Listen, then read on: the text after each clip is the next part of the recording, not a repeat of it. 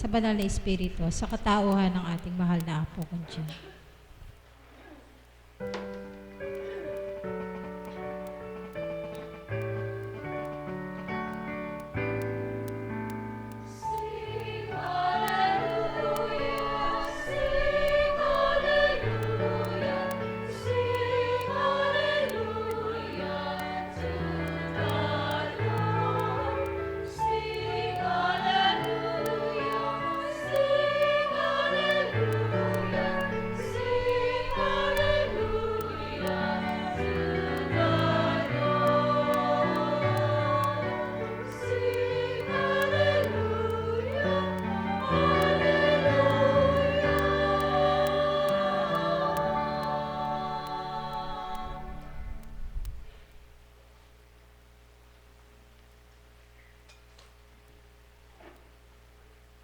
Sumainyo ang kapayapaan kay buti ng Ama, kay dakila niya. Nadarama niya ang damdamin ng mga anak niya. Nababatid niya ang mga alalahanin nila. Kaya nga't maliwanag ang katotohanan, siya ang kapayapaan, siya ang kagalakan sa pamamagitan ng kanyang espiritong banal na tuwirang sa tao ay iniugnay, nagkakaroon ng ugnayan ng dahil sa kanilang pandamang ibinibigay. Kaya halina mga minamahal ko, damhin niyong tuwiran ng kalooban ng Ama at siyang inyong pangibabawin upang sa gayon sa inyo ay mangunang tuwiran.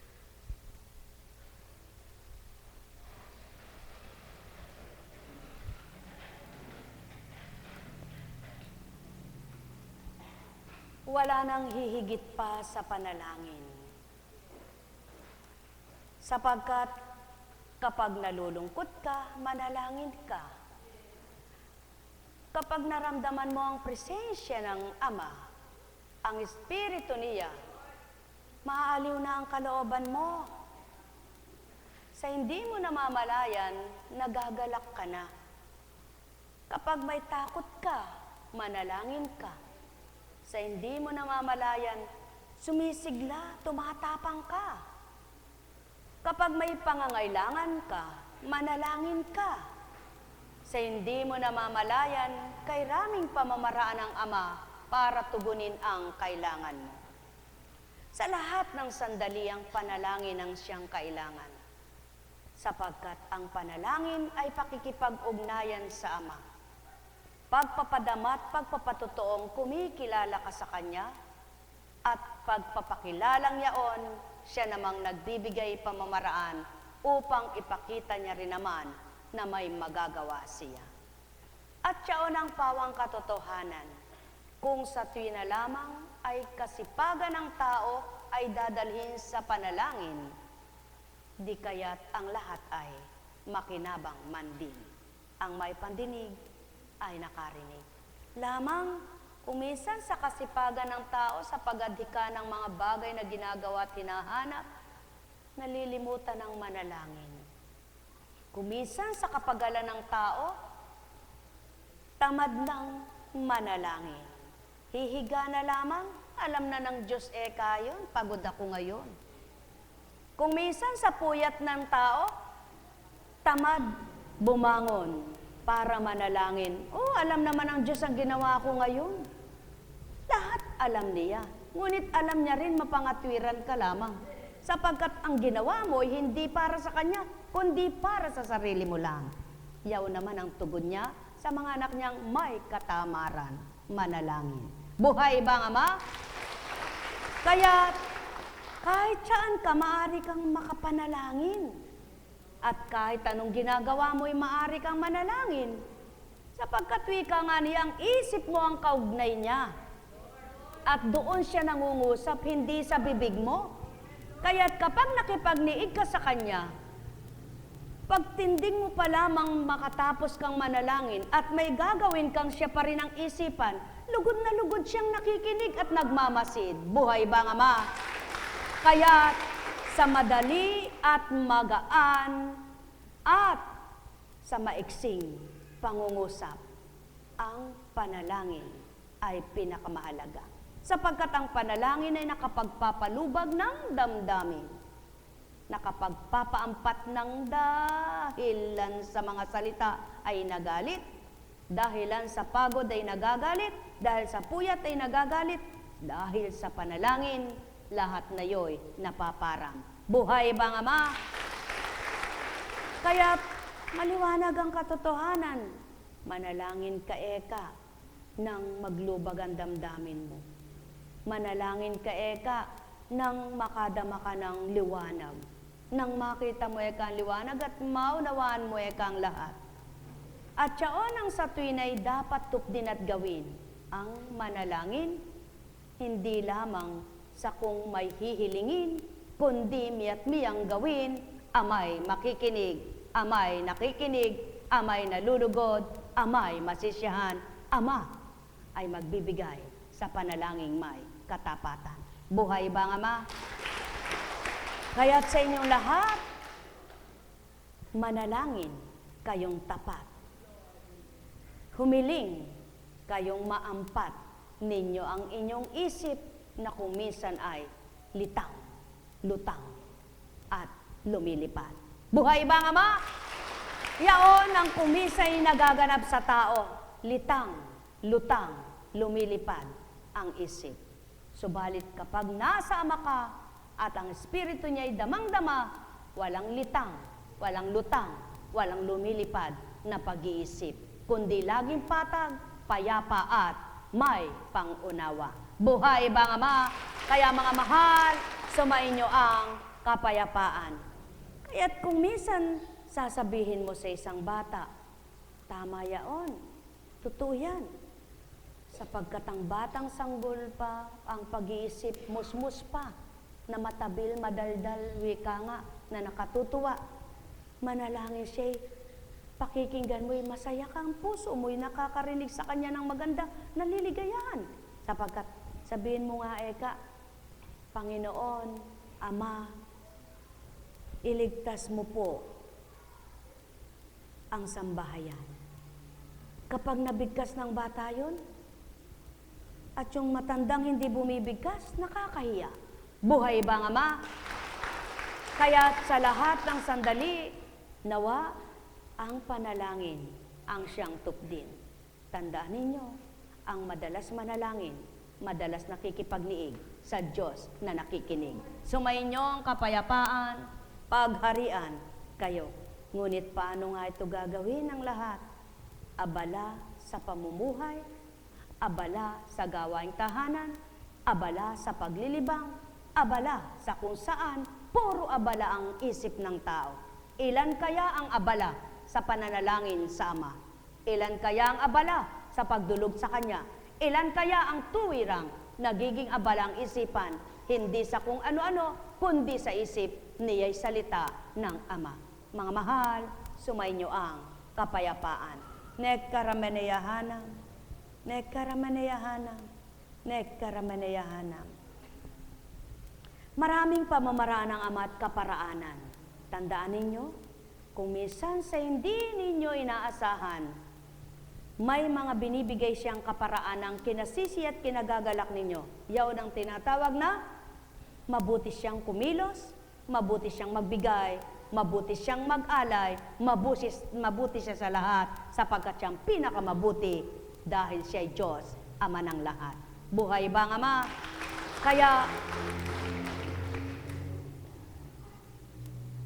sa lahat ng sandaliang kabutihan ng Ama, siya nawang inyong kamtin, mithiin, asamin, na sa inyo ay makapanahan. Sumainyong kapayapaan, mga minamahal. Hindi na po natin dudugtugan ng babasahin, sapat na yaon. Kaya't sa panalangin, marami ang mahahangong nilalang. Totoo po yaan. Habang nagbabahagi ang anak na si Aimee, sabi ko, isipin mo nga ang batang ito. Siya pala'y ka-Facebook ko, ka-friend ko. Hindi ko natatandaan. Pero, binabalik ko sa diwa ko, para ka kung itong batang ito ay tandang-tanda ko yung mukha niya, kaya lang di ko alam pangalan. Tinanong ko ngayon, nung pangalan ka ako niya, ay may po, anak ko, kasya nung yung pasya. Alam ko na kako. Tingnan niyo po ang buhay, ano? Dati sa Facebook ko lang siya tinitingnan. Ngayon, dito na sa harapan. Buhay ba ang Diyos? Totoo po ba ang Diyos? Kapag kumilos ang Panginoon, walang imposible. At sa katotohanan, siya po ay nakadama at nakakilala sa gawain ito. Hindi pa dito siya nagsimula. Nasa ibang bansa pa siya noon. Buhay ba ang Ama? Kaya sa makatwid, mga minamahal, mapapalad ang malalayo na napapalapit at nakakalungkot ang malapit na nalalayo. Buhay ba ang Ama? Ganyan lang ang buhay. May lumalapit, may lumalayo, may dumarating, may umaalis, may nagbubunga, may nawawala ng bunga. Gayon ang buhay. Sapagkat yan nga mo, nang sabi ng bulol, yan nga mo. Hindi mo na mabigkas kung ano sasabihin mo. Ngunit, sadyang ganyan. Ganyan talaga ang buhay. Kaya, ang sabi nga, para hindi kayo agad mapulpul ang utak, huwag dibdiban sa pag-iisip. Buhay ba nga, Ma? Subukan po ninyo, mga marurunong sa tuwin ay manalangin at madalas manalangin, hindi pagas ang utak nyo. Kumbaga sa damit ay hindi madaling kumupas. Bakit po? Sapagkat hindi nagagamit sa kung ano-anong bagay na biniisip. At tandaan po ninyo, kapag ang banal na salita ang nakatala dito, hindi mahirap sa utak. Ngunit kapag ang salita ng tao ang tinala nyo sa isip nyo, mahirap sa utak. Bakit po? Hirap na gumiling ang utak nyo. Pati ang puso nyo hirap din. Kaya, ano masakit? Alin pa? Ba't kaya ka masakit ang bato ko? Ba't kaya masakit kaya ang tagiliran ng bato? Ba't kaya ka parang kikibot? Stress ka na dyan. Buhay ba ang Ama? Mga minamahal, napakabuti ng Ama. Napakadakila niya. Kung mababatid lang ng taong sikreto ng buhay, hindi kayo magpapakahirap sa inyong kalooban. Hindi rin kayo magpapakasakit ng buong maghapon, walang pahinga, pati gabi. Bukas pa uli, may gabi. Bukas pa uli, walang katapusan yan. Hanggang namatay, walang katapusan. Paghahanap buhay. Kaya sabi nga, sige anak, humugot ka ng 2 tao. Mag-experiment ka. Kung magagawa lang ito, no? Kung pwede lang gawin. Ang isa'y hugutin mo at sabihin mo, sige nga, maghapon ka maghanap buhay. At yung isa, sasabihin mo, hanggang tanghali ka lang maghanap buhay. Pares ang trabaho ninyo. Tingnan nga ninyo kung alin ang mas malamang na maligaya at masaya, yung maghapong naghanap buhay o yung isa, nakakalahating araw lang. Tandaan po ninyo, kung totoo siya sa Diyos, magsasabing mas masaya at maligaya itong kalahating araw. Ngunit kung di siya totoo at ginagawa niya lang yon, kinukunwari lang niya yung sarili niya at para masabing baka Diyos siya, ay hindi totoo yon. Mga minamahal, ano po ang ibig sabihin?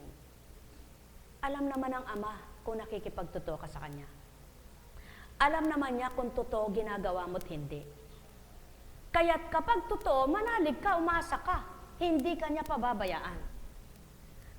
Kaya't ang kailangan ay pakikipagtotoo, pagiging matapat.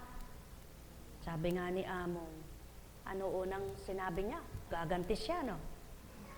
Yan po ang pangkaraniwang sa isip ng tao, talagang gaganti kapag nasasaktan ka. Yan ang isip tao, yan ang damdamin tao. Ngunit ano damdamin ng Ama? Ano ang damdamin ng anak? Hindi gayon. Kaya't kapag totoo ka nang nasa Kanya, babaguhin ang isip mo, babaguhin damdamin mo, yaong ikaw kung sino ka noon, magiging iba ka ngayon. Buhay ba ang Ama? Kaya naman, masusuri mo ang sarili mo mismo.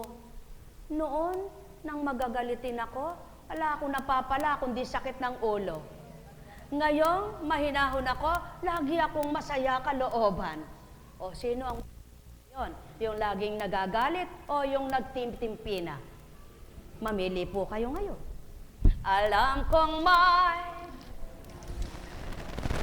magagawa ang Ama. Alam kong may magagawa ang Ama. Pagkat winika niya, manalig ka na. Bawat araw ako sa inyo naghihintay. Alam kong di ringgin kayo ng Ama. Alam kong di ringgin kayo ng Ama. Pagkat winika niya, manalig ka na. Bawat araw ako sa inyo may nakalaan. Mayroong magandang mangyayari sa inyo. Aking mga minamahal, mayroong magandang mangyayari sa inyo. Manalig, umangkin at tanggapin. Alam kong may magagawa ang Ama. Alam kong may magagawa ang Ama. Pagkat winika niya, manalig ka na. Bawat araw ako sa inyo may nakalaan. Mayroong magandang mangyayari sa aking mga minamahal. Mata dyan, baka dahil dyan siya.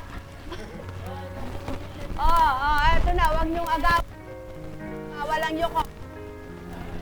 Mayroong magandang mangyayari sa inyo. Manalig, umangkin at tanggapin. Alam kong may magagawa ang Ama. Alam kong may magagawa ang Ama. Pagkat winika niya, manalig ka na. Bawat araw ako sa inyo may nakalaan. Mayroong magandang mangyayari sa inyo. Aking mga minamahal, mayroong magandang mangyayari sa inyo. Manalig, umangkin at tanggapin. Alam kong may magagawa ang Ama. Alam kong may magagawa ang Ama. Pagkat winika niya, manalig ka na. Bawat araw ako sa inyo'y may nakalaan. Mayroong magandang mangyayari sa inyo.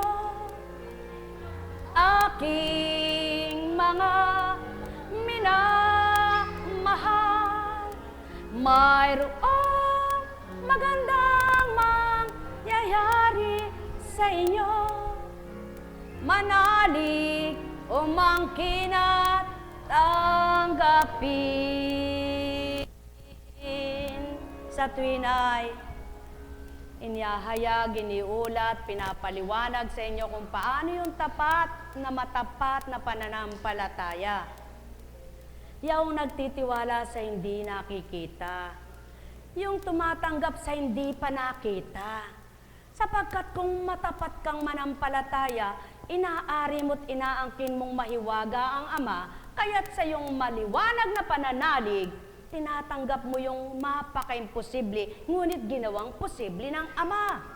Kaya karamdaman man, dalahin man sa buhay, anuman, di mo pa nakikita'y tagumpay, inangkin mo nang napagtagumpayan mo na, sapagkat gayon ang Ama, sa tuwin ay nakalaan ang tagumpay sa mga anak niya. Pagpalain kayo.